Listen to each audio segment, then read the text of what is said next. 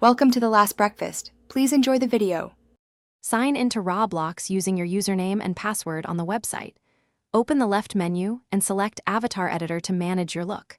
The Avatar Editor displays body, clothing, animations, and accessories in one place.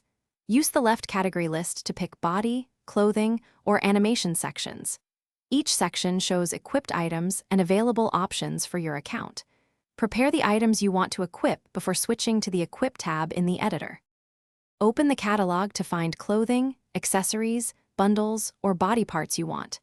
Purchase items with Robux by clicking Buy and confirming the payment. Return to the Avatar Editor and locate purchased items under the Recent or Inventory sections. Select each desired item and click Equip to add it to your avatar. Combine body parts, clothing, and animations to build a cohesive outfit. Change the order of accessories to adjust visibility and layering on your avatar. After equipping items, click Save in the Avatar Editor to apply appearance changes immediately. Wait about 30 seconds and then join any game to confirm the new appearance displays correctly. If items do not appear in-game, log out and then log back in to force an avatar refresh. Check that purchased items are in your inventory and not limited or expired.